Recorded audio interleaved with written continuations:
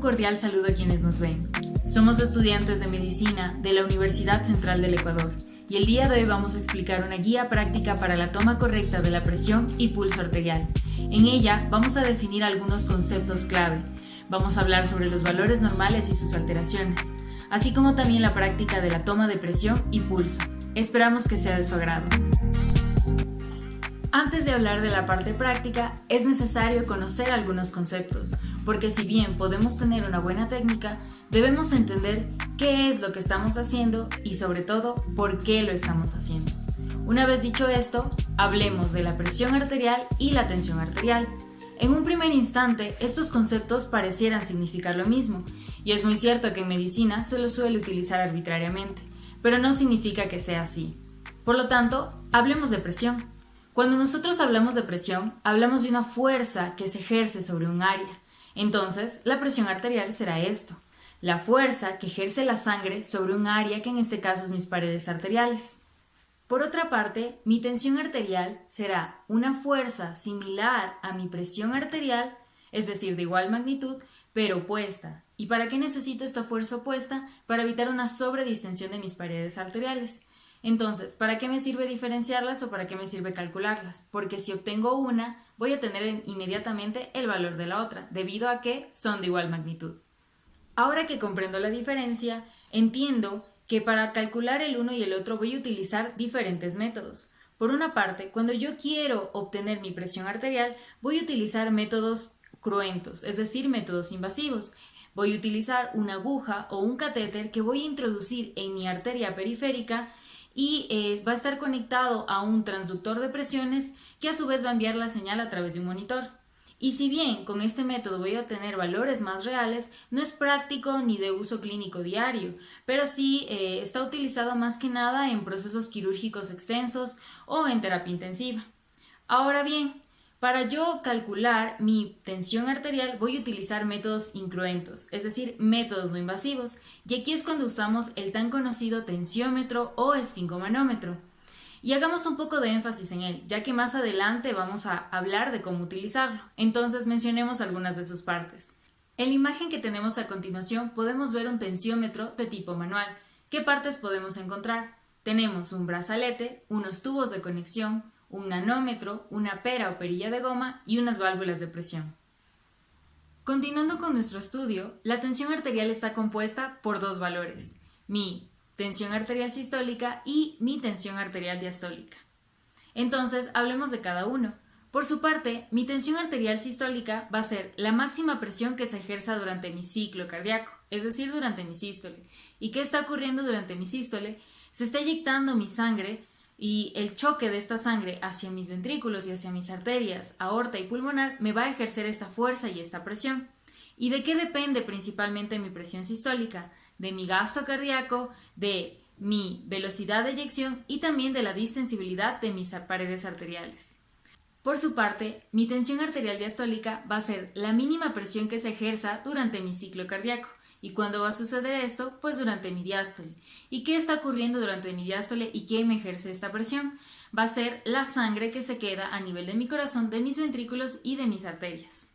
¿De qué depende mi presión arterial diastólica? Principalmente de el tiempo de mi diástole, de el valor alcanzado por mi presión sistólica y también de mi resistencia periférica. Ahora necesitamos completar nuestro estudio con nuestros últimos dos conceptos. Por su parte, mi presión diferencial o de pulso va a ser nada más que la diferencia entre mi presión sistólica y mi presión diastólica, y la necesito saber para poder calcular mi tensión arterial media, que en este caso va a ser mi presión diferencial de pulso dividido para 3 más mi presión arterial diastólica o tensión arterial diastólica. Y ahora, ¿para qué necesito conocer este concepto? Mi tensión arterial media va a ser el valor promedio de mi presión arterial durante un ciclo cardíaco. ¿Y en qué contexto yo voy a utilizar mi tensión arterial media? Principalmente en pacientes críticos, como en estado de shock, debido a que me da una visión más completa de su perfil hemodinámico. Para la medición de la presión arterial, nosotros tenemos dos métodos, el método auscultatorio y el método palpatorio. Respecto al método palpatorio, este nos va a permitir obtener la presión sistólica o a su vez nos permite comprobar la presión sistólica obtenida por el método auscultatorio, sobre todo cuando tenemos valores extremos. Por otro lado, respecto al método auscultatorio, este se dio gracias a la introducción del manguito y a la descripción de la escala de ruidos que aparecen en las arterias al descomprimirlas, conocido mejor como el fenómeno de Korotkov, que de hecho este es la base para el método auscultatorio. Los ruidos de Korotkov se dividen en 5 fases.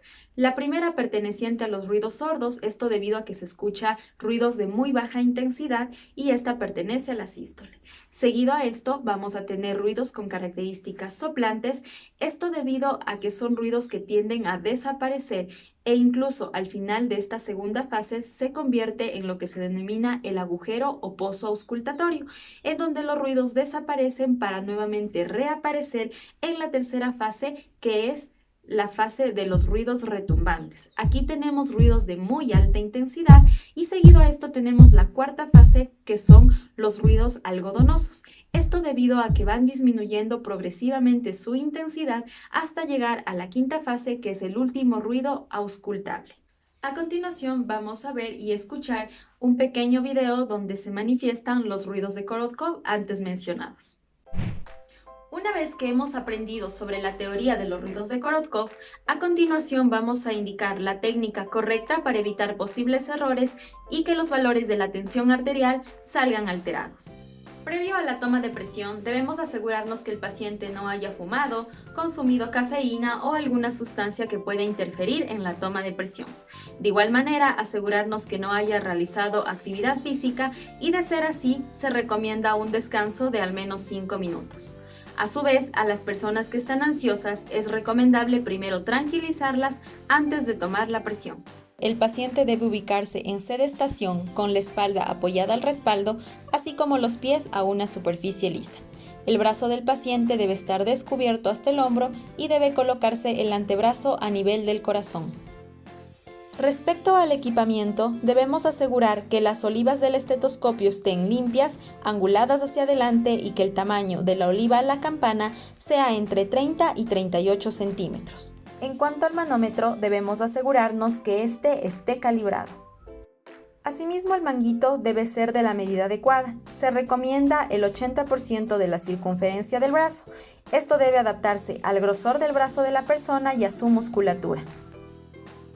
Es importante recordar que nosotros teníamos 2 métodos, el método palpatorio y el auscultatorio. El primero nos iba a servir para medir la presión sistólica y el auscultatorio se lo hace posteriormente al método palpatorio y nos permite medir la presión sistólica y la presión diastólica. A continuación vamos a ver la técnica de cada uno de ellos. Para el método palpatorio, primero localizamos la arteria braquial. Una vez que la arteria braquial haya sido localizada, colocamos el manguito adecuado para el paciente, sin ajustarlo demasiado, es decir, que haga presión pero que no comprima a la arteria en su totalidad. De igual manera, colocamos el manómetro de manera adecuada.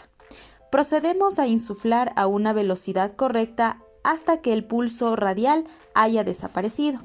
Posteriormente, insuflamos 10 a 15 milímetros más y pasamos a desinsuflar a una velocidad de 2 a 3 milímetros de mercurio por segundo. Es así que se comprueba la presión arterial sistólica.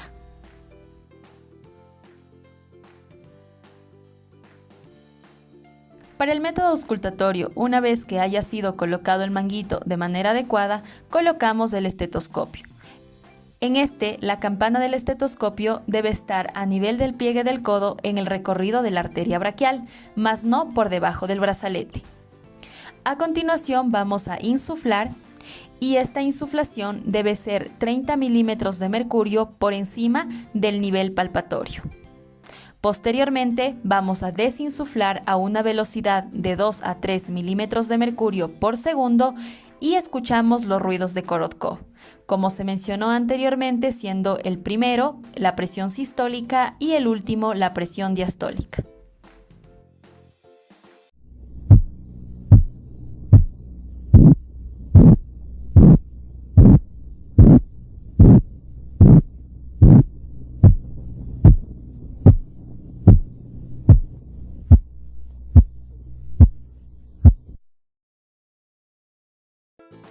Es importante que anotemos la tensión arterial apenas se la lea para no olvidar los valores. De igual manera, no hay que redondear las cifras.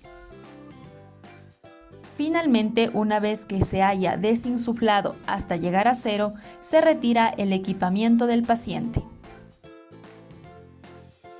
Es importante recordar que esta medición debe realizarse en posición de pie inmediatamente al adoptarla y 2 minutos después.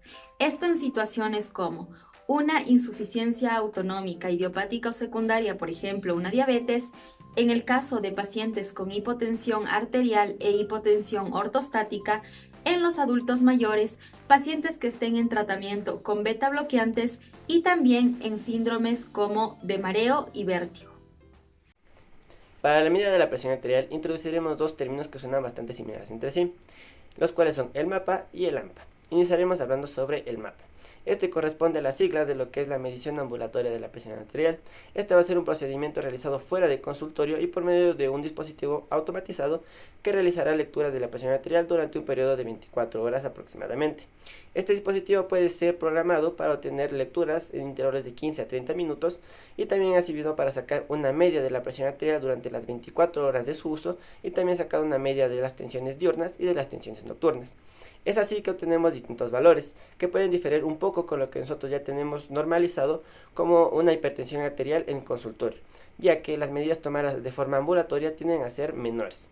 Es así que tenemos estos tres valores. El primero es un promedio durante las 24 horas, que tiene que tener unos niveles mayores a los que es 130 para la presión sistólica y 80 milímetros de mercurio para la presión diastólica. El segundo valor corresponde a una media de los valores diurnos, que corresponden a ser mayores a 135 para la presión sistólica y 85 para la presión diastólica.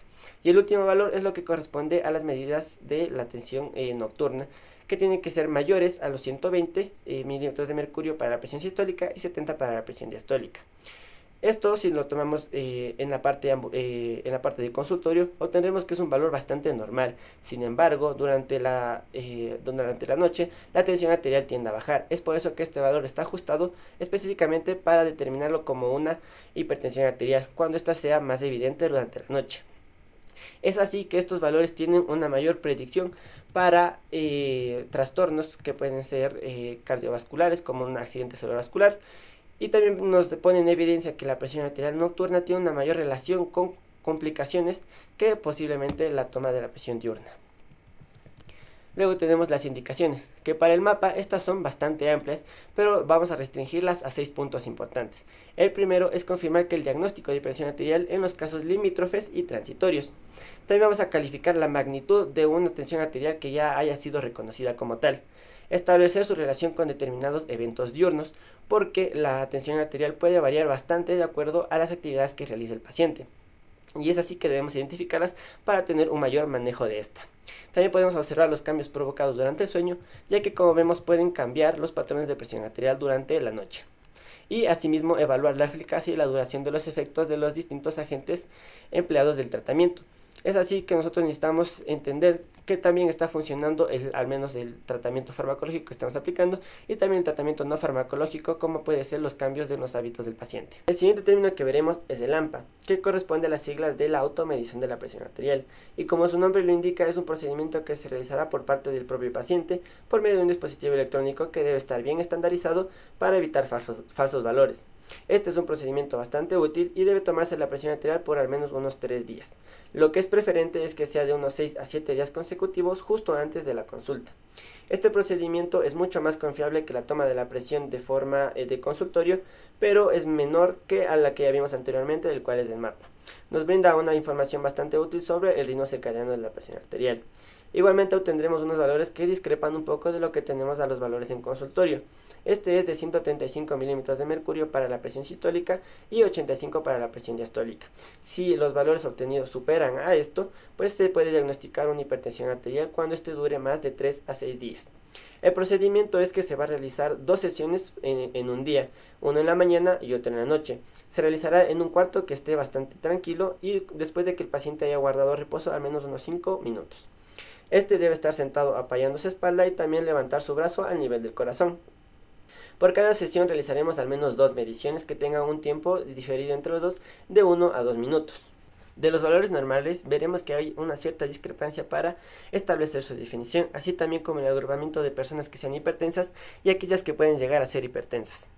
Es así que tenemos que los valores que definimos como normales tienen cierto grado de arbitrariedad, pero dentro de lo que establecemos normal tenemos que la presión arterial no debe superar los 120 milímetros de mercurio en la presión sistólica y los 80 en la presión diastólica. Hay un periodo antes del desarrollo de hipertensión como tal, que es conocido como prehipertensión. Aquí los valores tienen que ser entre 120 y 139 para la presión sistólica y de 80 a 89 para la presión diastólica. Se tomará ya como hipertensión arterial cuando los valores excedan a los 140 milímetros de mercurio para la presión sistólica y los 90 para la tensión arterial diastólica.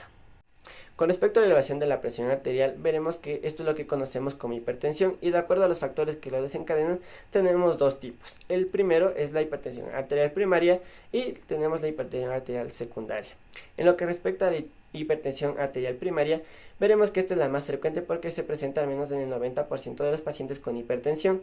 No tiene una causa bien establecida y se presenta con mayor frecuencia entre los 30 y los 50 años. Sin embargo, tiene ciertos factores de riesgo como pueden ser los factores hereditarios y también factores ambientales como un mayor consumo de alcohol, un mayor consumo de sal, igual como una dieta que sea baja tanto en ácidos grasos poliinsaturados como en el calcio, en potasio y en magnesio, también en hábitos como el sedentarismo. En el segundo, que es la hipertensión arterial secundaria, veremos que esta es una hipertensión, un aumento de la tensión arterial provocado por una enfermedad orgánica ya establecida, dentro de los cuales tenemos principalmente las renales, tanto en pacientes adultos como en niños. Las enfermedades renales pueden ser principalmente las del parénquima renal, también como afectaciones vasculares como una estenosis renal, que puede ser unilateral o bilateral. Luego tenemos las causas endocrinas que pueden ser durante el embarazo, también por alteraciones como el hiperaldosteronismo o el hipertiroidismo. Luego tenemos las causas neurológicas que pueden ser como las psicógenas o también por alteraciones como puede ser la hipertensión intracranial. Luego tenemos las cardiovasculares y también los fármacos que pueden ser provocados por anticonceptivos orales o por los antiinflamatorios no esteroideos. Sobre la disminución de los valores de la presión arterial, esto es lo que conocemos como hipotensión, y a diferencia de la hipertensión, esta está dada únicamente por los valores de la presión sistólica. Es así que tenemos dos tipos, la hipotensión arterial y la hipotensión arterial ortostática. Dentro de la hipotensión arterial, esta está dada cuando los valores son menores a 110 milímetros de mercurio. Tiene distintas causas de acuerdo a su instauración, ya que si es una rápida instauración puede ser por una disminución de volumen cardíaco o por una vasodilatación muy marcada, como puede ser en el caso de las síncopes y las lipotimias, así también como en el shock periférico y central. Dentro de la hipotensión arterial ortostática tenemos que esta es una disminución de al menos unos 20 milímetros de mercurio cuando el paciente pasa de estar sentado a la posición de pie o igualmente cuando está en decúbito hacia estar de pie, al menos en los 3 primeros minutos. Igualmente tiene distintas causas como pueden ser unas varices bastante marcadas o pronunciadas, también con fármacos que sean vasodilatadores de acción rápida, como puede ser el mononitrato disosorbida y el dinitrato disosorbida. También tenemos otras causas, como puede ser un bloqueo de la vena cava inferior por causas tumorales y también por una denervación simpática, como puede ser en pacientes diabéticos o que sufran de la enfermedad de Chagas. El pulso arterial no es más que la expresión de la expansión provocada por las arterias a consecuencia de la sangre bombeada por el corazón, o básicamente es el número de veces que el corazón late en un periodo de tiempo. Podemos contar el número de pulsaciones en diferentes zonas del cuerpo. Entre estos tenemos el pulso pedio, carotidio, humeral y otros. De ellos, el más común es el pulso radial, que se siente en la muñeca debajo del pulgar. En una persona sana, las arterias tienden a ser lisas, blandas y de recorrido recto. Sus bordes no son percibidos. Si los bordes de la arteria se pueden identificar fácilmente, significaría que el grosor de la pared está aumentado por cambios ateroscleróticos. Aunque esto puede ser normal en personas mayores de 70 años, en el caso de la esclerosis arterial, su grado será mayor si la arteria presenta flexuosidad. Si las paredes se presentan rugosas, con placas o anillos, son sugestivas de ateromas calcificados. En este caso existirá conjuntamente una disminución de las pulsaciones. Frecuencia. La frecuencia normal de pulsaciones se basa en el nódulo sinusal o también llamado marcapasos cardíaco. Normalmente es de 60 a 100 latidos por minuto en el adulto, en niños de 80 a 120 y entre 100 y 150 durante la etapa neonatal. La disminución del pulso periférico se denomina bradisfigmia, así como una disminución de la frecuencia cardíaca central, bradicardia.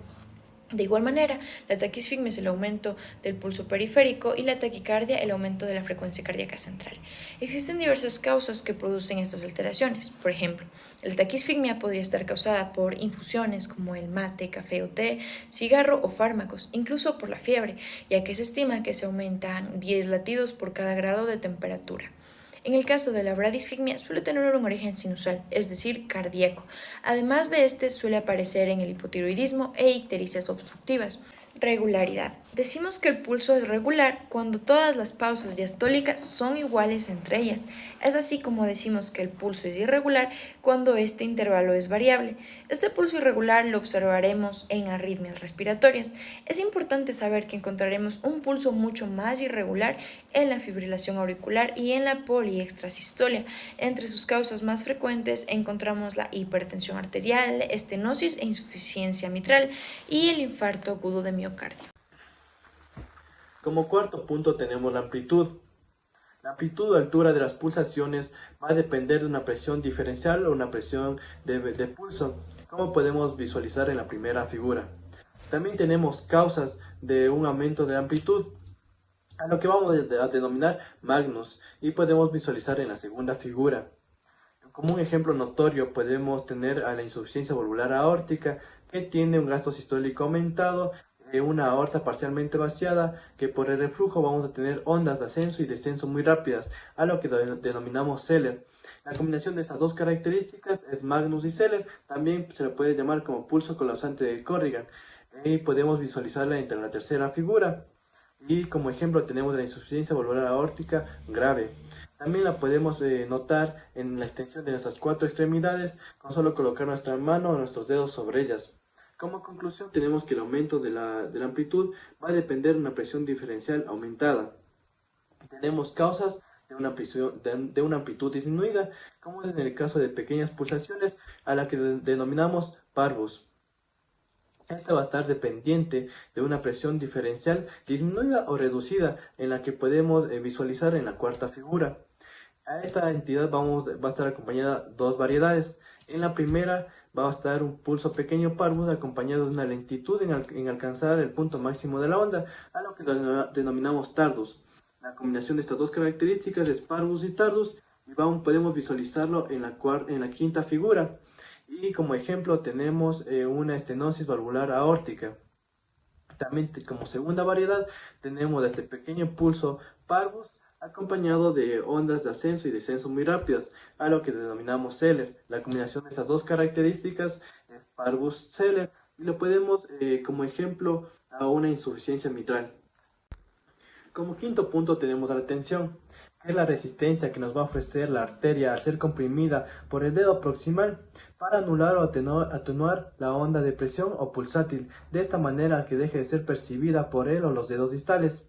Va a depender de una presión sanguínea en el interior del brazo y por la resistencia, rigidez o elasticidad de las paredes. Por lo general, cuando tenemos una presión sistólica mayor a 180 milímetros de mercurio, vamos a tener ondas pulsátiles muy duras. Y cuando tenemos una presión sistólica menor a 90 milímetros de mercurio, vamos a tener ondas muy blandas. Como sexto punto tenemos la igualdad.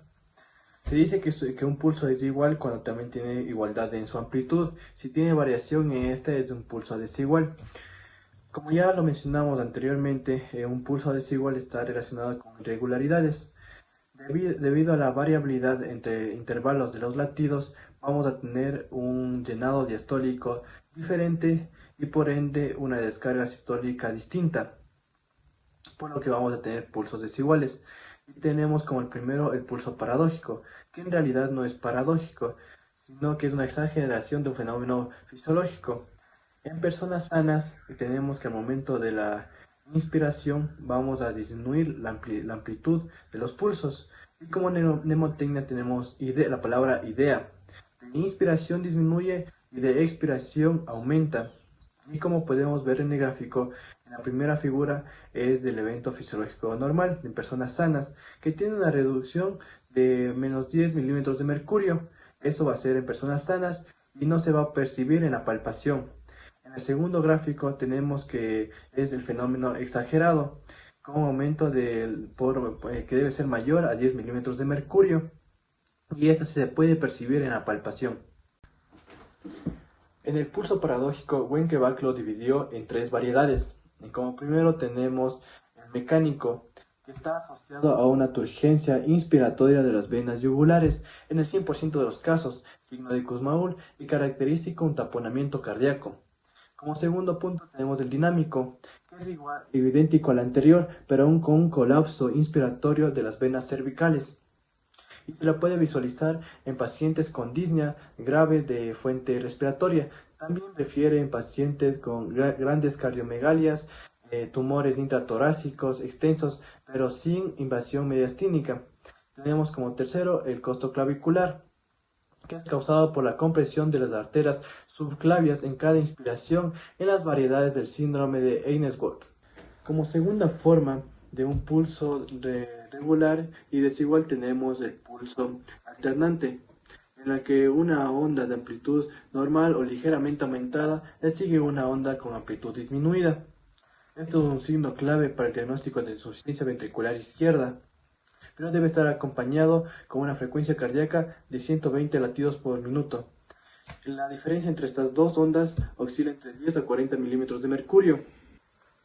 Una tercera forma de un pulso regular desigual es el pseudoalternancia respiratoria, en los que los pacientes son taquipneicos por diversas causas, como una crisis asmática. La frecuencia respiratoria es la mitad o casi la mitad de la frecuencia cardíaca. En estos casos también la onda pulsátil coincide con cada inspiración. Como punto 7 tenemos la forma. Como ya se describieron dos alteraciones de la forma, como el ascenso rápido, pulso celer, y el lento pulso tardus de la onda, conviene explicar tres variedades más, como tenemos el pulso bisferens propiamente dicho, el pulso iglesia de campaña y el pulso dícroto. Si tenemos en el pulso bisferens, en cada onda pulsátil tenemos una hendidura o partida que simula ser doble, como vemos en la figura. Se la percibe bien en la arteria radial, pero aparece con mayor nitidez en la arteria carótida y humeral. Este pulso es propiamente de la insuficiencia valvular aórtica grave, que tiene sus características de saltón y obedece a una succión mesosistólica por efecto Venturi, con un gasto sistólico elevado y a gran velocidad. En el pulso, iglesia de campaña es característico de la miocardiopatía hipertrófica obstructiva, como la estenosis aórtica subvalvular dinámica. En cada onda pulsátil es normal a su comienzo, pero se hace pequeña en la mitad o en sus 2/3 finales. Este aspecto digitoforme obedece a que el obstáculo de la eyección ventricular se encuentra recién en la mesosístole o telosístole, por el movimiento normal de la válvula mitral contra el septum interventricular, en que está engrosado. Esto se exagera en la fase presora de la maniobra de Valsalva o la administración de inotrópicos como la dopamina, y con una gran práctica se la puede percibir en la palpación de las arterias carótidas o humerales. El pulso dícroto consiste en la palpación de las ondas dícrotas fisiológicas, normalmente aumentada en las arterias distales con predominio de la capa muscular, como las arterias radiales. Esto obedece a que tiene un origen periférico y no central. El pulso dícroto depende de las ondas de reflujo exageradas y la disminución de la resistencia periférica, como en los estados febriles, como en el caso de la gripe, la fiebre tifoidea y la neumonía. Como punto 8 tenemos la simetría. En las pulsaciones de las arterias homónimas, como en las radiales, vamos a evaluar su simetría, y si estas no son idénticas, vamos a decir que son diferentes o asimétricas. En la simetría de las pulsaciones vamos a evaluar en el examen físico de cabeza, cuello y extremidades, en las que tenemos que el pulso temporal, donde debemos colocar el dedo índice o medio en la región de la sien, por delante de la región auricular. Tenemos el pulso carotilio, donde colocamos los dedos índice a medio en el borde anterior del músculo esternocleidomastoideo en la región de la tráquea. Tenemos el pulso axilar, donde colocamos el dedo índice a medio en la línea media axilar subyacente al húmero, con una rotación externa del brazo, y esto lo colocamos en la parte inferior de la inserción del músculo pectoral mayor. También tenemos el pulso braquial, donde colocamos el dedo índice medio en el hueco anterior del codo, en la cara interna del bíceps. Tenemos también el pulso radial, donde colocamos el dedo índice medio en la cara anterior externa de la muñeca. En el pulso cubital vamos a colocar el dedo índice medio en la cara anterior interna de la muñeca. En el pulso femoral colocamos el dedo índice medio en la ingle, en la región inferior del ligamento inguinal. Tenemos el pulso popliteo, en que colocamos el dedo índice medio en el hueco popliteo en la región medial, con una flexión de 30 grados de la extremidad inferior, o sea, de la pierna. Tenemos el pulso tibial posterior, donde colocamos el dedo índice medio al nivel del tobillo, por la región posterior del mariolo. Tenemos el pulso pedio, donde colocamos el dedo índice medio en la región dorsal del pie, sobre los tendones extensores del primer y segundo dedo.